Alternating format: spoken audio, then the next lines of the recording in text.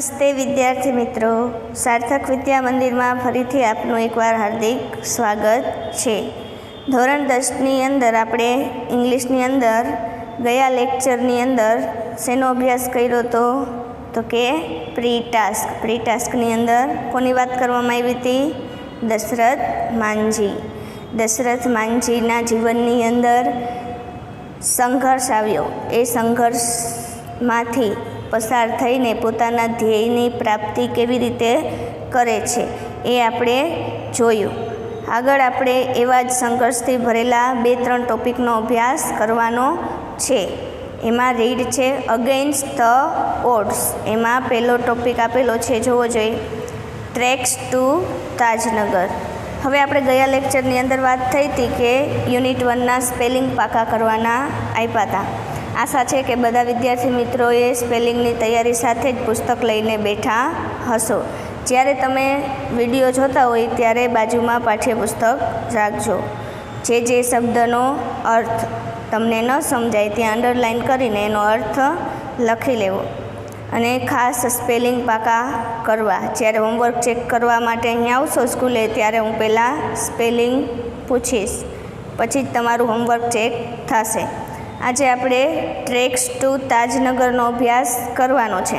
પહેલાં તમને હાલનું જે તાજનગરનું રેલવે સ્ટેશન છે એનું એક ચિત્ર બતાવું છું. એ ચિત્ર પહેલાં જોઈ લ્યો, પછી આપણે આગળ એનો અભ્યાસ કરીશું.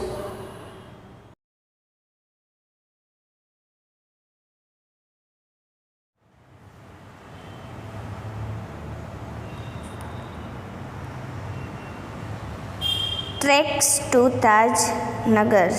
ટ્રેક્સ એટલે પાટા, ટુ તાજનગર, તાજનગર ગામની અહીંયા વાત કરવામાં આવી છે. જોવો જોઈએ, આપણે એને વિગતવાર અભ્યાસ કરી લઈએ. For 25 years, the residents of Tajnagar village near Gurgaon lobbied for a railway station in their village. For 25 years એટલે કે છેલ્લા 25 વર્ષથી. 25 એટલે 25, યર્સ એટલે વર્ષોથી. છેલ્લા 25 વર્ષોથી the residents of Tajnagar village near Gurgaon lobbied for a railway station in their village.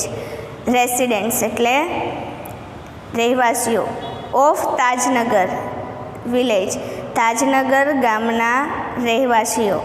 Near Gurgaon, ક્યાં આવેલું છે તાજનગર તો કે ગુરગાંવની બાજુમાં. લોબીડ એટલે માંગણી કરવી. For a railway station in their village, શેની માંગણી કરી રહ્યા હતા તો કે રેલવે સ્ટેશનની.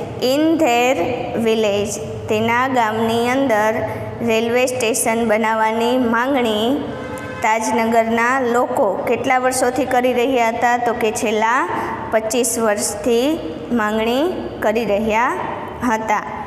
તાજનગર છે એ ગુરગાંવની બાજુમાં આવેલું છે. આગળ જોવો જોઈએ. When their demand was not met, the villagers decided to take matters into their own hands.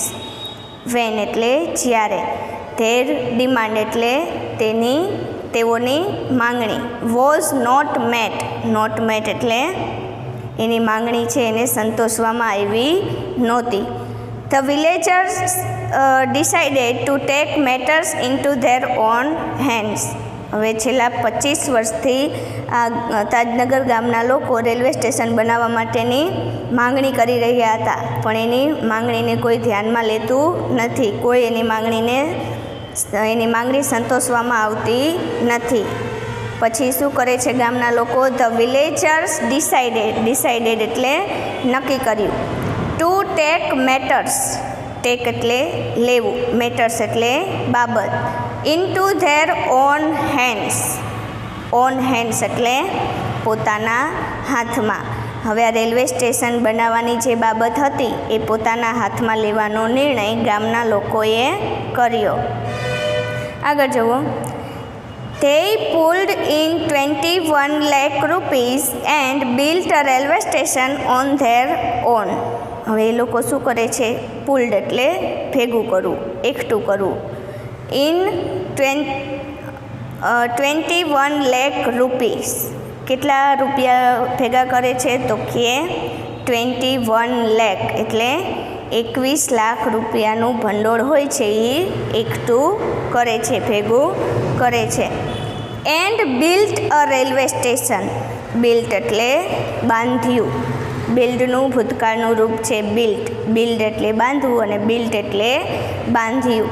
21 lakh રૂપિયાનો ફાળો ભેગો કરે છે, ભંડોળ ભેગો કરે છે અને રેલવે સ્ટેશન બાંધે છે. કેવી રીતે? ઓન ધેર ઓન, પોતાની રીતે. આમાં કોઈ સરકારનો ફાળો છે નહીં. શું કીધું પહેલા પેરેગ્રાફની અંદર? તો કે છેલ્લા 25 વર્ષોથી તાજનગર ગામના લોકો છે એ પોતાના ગામની અંદર પાટા હતા, પણ રેલવે સ્ટેશન હતું નહીં. એટલે રેલવે સ્ટેશન બનાવવા માટે જે રેલવે વિભાગના કર્મચારી છે, સરકાર છે, એની પાસે માંગણી કરે છે. 25 વર્ષથી માંગણી કરે છે, છતાંય એની માંગણી છે એ સંતોષવામાં આવી નહોતી. અંતે કંટાળીને એ લોકો શું કરે છે? આ બાબત છે એ પોતાના હાથમાં લે છે અને ભંડોળ ભેગું કરે છે. એ પૈસા ભેગા કરે છે. કેટલા પૈસા ભેગા થાય છે? તો કે 21 લાખ રૂપિયા ભેગા કરીને આ સ્ટેશન છે એ પોતાની રીતે બનાવ્યું. આગળ જુઓ બીજા પેરેગ્રાફની અંદર. Most of the 3000 people living in the village are farmers. Most of the 3000 people એટલે આ ગામમાં જે 3000 લોકોની વસ્તી છે એમાંથી મોસ્ટ ઓફ મોટા ભાગના લોકો છે એ કેવા છે? આ વિલેજ આર ફાર્મર્સ. ફાર્મર્સ એટલે ખેડૂતો. મોટા ભાગના લોકો આ ગામની અંદર ખેડૂતો છે. But such was the burning desire to have a station in the village everybody contributed according to their capacity. હવે આ ગામના મોટા ભાગના લોકો છે એ ખેડૂત હતા, પણ તે લોકોની બર્નિંગ ડિઝાયર એટલે તીવ્ર ઈચ્છા. ડિઝાયર એટલે ઈચ્છા, બર્નિંગ એટલે તીવ્ર. એ લોકોની તીવ્ર ઈચ્છા હતી. શું ઈચ્છા હતી? Two have a station in the village, કે આપણા ગામની અંદર રેલવે સ્ટેશન હોવું જોઈએ. એ લોકોની એવી તીવ્ર ઈચ્છા હતી. Everybody contributed according to their capacity. બધાની ઈચ્છા હતી એટલે શું કરે છે? એવરીબડી બધા જ લોકો. કન્ટ્રીબ્યુટેડ એટલે ફાળો આપ્યો. According to their capacity. Capacity એટલે પોતાની જે ક્ષમતા હતી એ ક્ષમતા પ્રમાણે બધાએ ફાળો આપ્યો. ક્યાં સુધીનો ફાળો આપે છે? તો કે આશરે ranging for 3000 rupees to 75,000 rupees. ક્યાં સુધીનો ફાળો આપે છે? તો કે જે લોકોની કેપેસિટી 3000 એટલે કે 3000ની કેપેસિટી હતી એ 3000 આપે છે, અને 75,000 એટલે કે 75,000 સુધીની ક્ષમતા ધરાવતા હોય એ લોકો 75,000 સુધીનો ફાળો આપે છે. એટલે કે 3000થી લઈને 75,000 સુધીનો ફાળો પોતપોતાની ક્ષમતા પ્રમાણે આપ્યો. આગળ જુઓ. They donated money for the station and we started the construction in January 2008. શું કહે છે? They donated એટલે દાન કરવું. મની પૈસાનું દાન કર્યું તેઓએ. કોને? તાજનગર ગામના લોકોએ. For the station. કોના માટે? ફોર એટલે માટે. સ્ટેશન માટે પૈસાનું દાન કર્યું. And we started the construction in January 2008. Started એટલે શરૂ કર્યું. ધ કન્સ્ટ્રક્શન એટલે બાંધકામ. હવે જે રેલવે સ્ટેશનનું બાંધકામ હતું ક્યારે શરૂ કર્યું? તો કે ઇન જાન્યુઆરી 2008. 2008 જાન્યુઆરી 2008ની અંદર આ રેલવે સ્ટેશનનું બાંધકામની શરૂઆત થઈ ગઈ. આવું કોણ કહે છે? સેડ રણજીત સિંહ, અ ફોર્મર વિલેજ સરપંચ. ફોર્મર એટલે ભૂતપૂર્વ. વિલેજ સરપંચ એટલે ગામના સરપંચ, હાલના સરપંચ નહીં પણ ભૂતપૂર્વ સરપંચ. શું નામ હતું? રણજીતસિંહ. એ આવું કહે છે. શું કીધું એને? તો કે ગામના લોકોની ખૂબ જ તીવ્ર એવી ઈચ્છા હતી કે ગામની અંદર રેલવે સ્ટેશન હોવું જોઈએ, એટલા માટે બધાએ પોતપોતાની ક્ષમતા પ્રમાણે ફાળો આપ્યો અને એ ફાળાથી જાન્યુઆરી 2008ની અંદર આ જે દાનમાં પૈસા આપ્યા હતા સ્ટેશન બનાવવા માટે એનું બાંધકામ છે એ શરૂ કરી દીધું. આગળ જુઓ. There are a large number of people in the village who need to go to Gurgaon, Delhi and Rewar. There are a large number એટલે ઘણી મોટી સંખ્યામાં, પીપલ એટલે લોકો, ઇન ધ વિલેજ ગામના લોકો, હુ નીડ કે જેને નીડ એટલે જરૂર પડવી, ટુ ગો ટુ ગુરગાંવ જવાની જરૂર પડે, દિલ્હી એન્ડ રેવાર આ સ્થળો છે એ સ્થળોએ જવાની જરૂર પડે એમ. There are students who go to colleges, ગામની અંદર કોલેજના વિદ્યાર્થીઓ પણ હતા જેને તાજનગરથી એક જગ્યાએથી બીજી જગ્યાએ જવું પડતું. આગળ જુઓ. Till now we had to either go to Halimandi or Patli to catch a train. હવે ટ્રેનને પકડવા માટે ક્યાં જવું પડતું? Either go to Halimandi or પાટલી, એટલે કે હાલીમંડી કે પાટલી જવું પડતું ટ્રેનને પકડવા માટે, કારણ કે એના ગામની અંદર રેલવે સ્ટેશન હતું નહીં.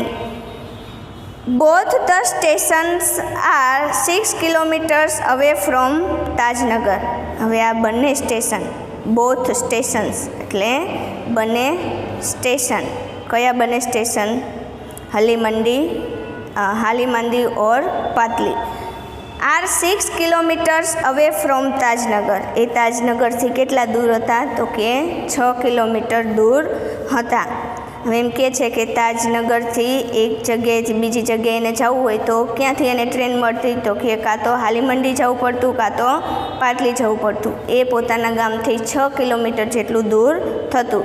ત્યાં 6 કિલોમીટર જવાનું અને અહીંયાથી ટ્રેન પકડીને જઈ શકતા. આગળ જુઓ.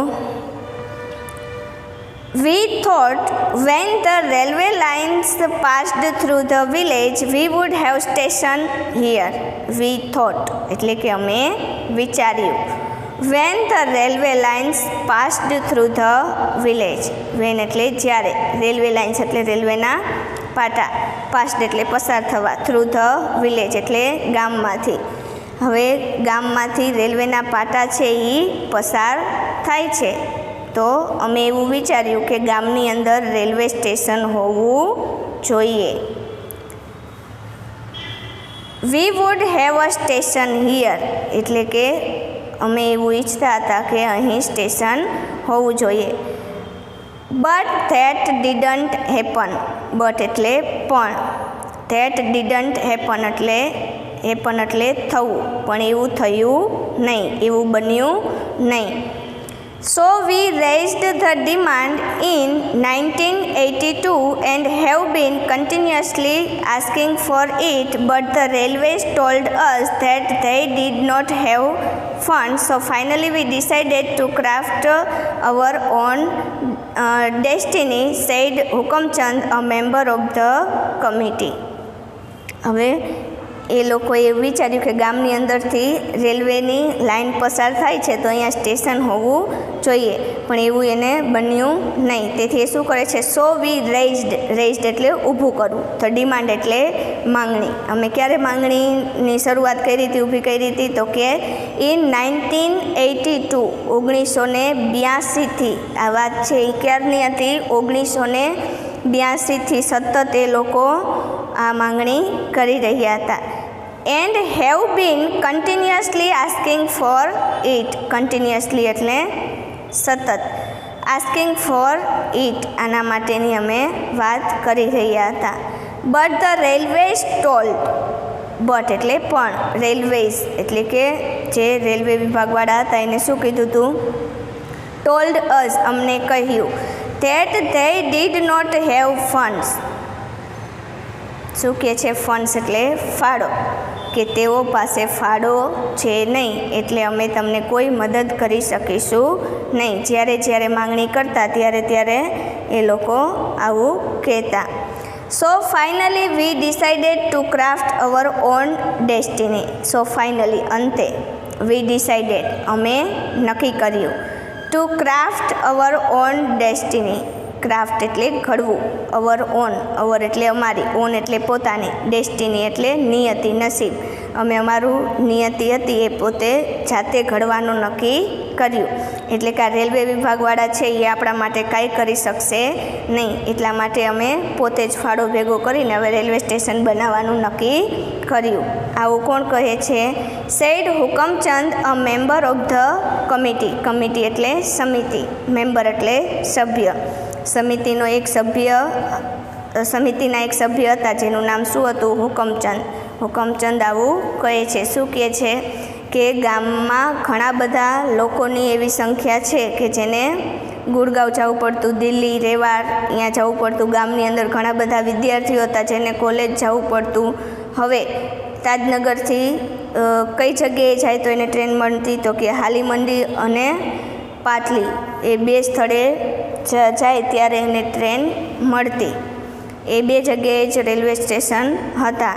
અને આ જે હાલીમંડી અને પાટલી છે એ તાજનગરથી કેટલું દૂર થતું? તો કે 6 કિલોમીટર જેટલું દૂર થતું. ત્યાં જવાનું, પછી ત્યાંથી ટ્રેન પકડવાની.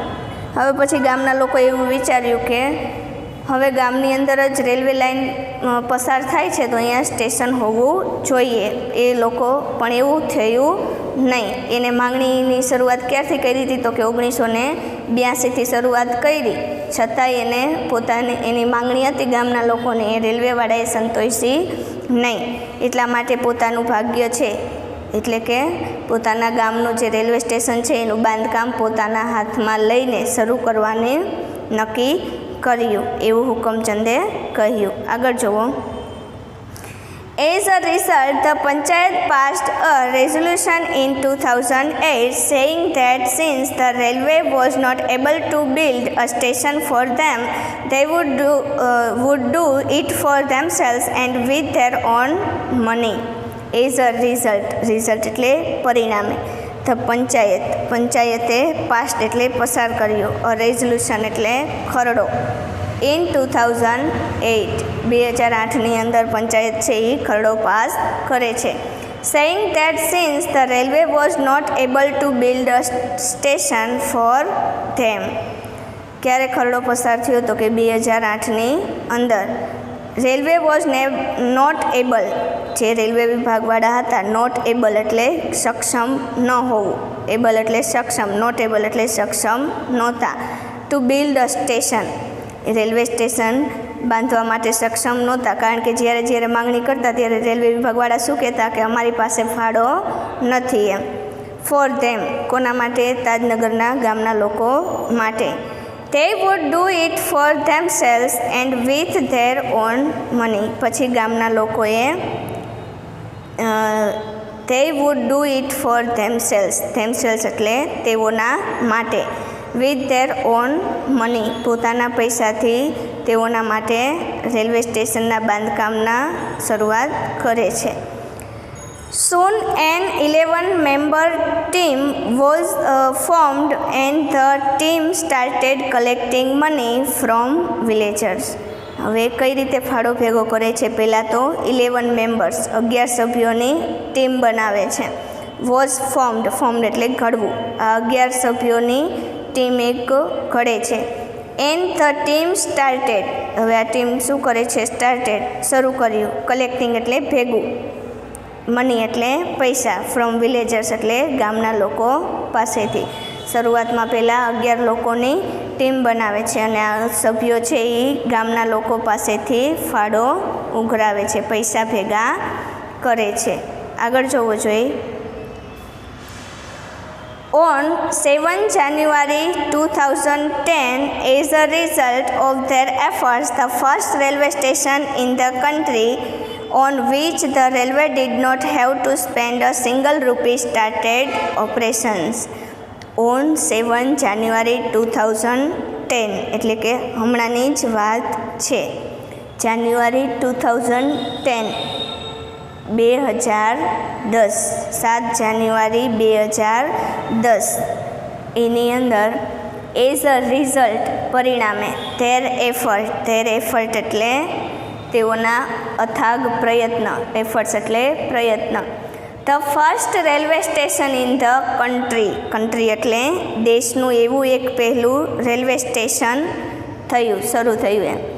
On which the railway did not have to spend a single rupee કે જેની અંદર રેલવેનો એક પણ રૂપિયો સ્પેન્ડ એટલે વપરાયો, ખર્ચાયો, એમાં રેલવે વિભાગવાળાનો એક પણ રૂપિયાનો ખર્ચ વગર આ છે એ રેલવે સ્ટેશન બન્યું. સ્ટાર્ટેડ ઓપરેશન્સ એટલે કાર્યવંત થયું. હવે against the odds tracks to Tajnagar, આપણે જે રીતે દશરથ માંઝીએ સંઘર્ષ કર્યો હતો પ્રી-ટાસ્કની અંદર, એ જ રીતે તાજનગર ગામના લોકોએ સંઘર્ષ કર્યો.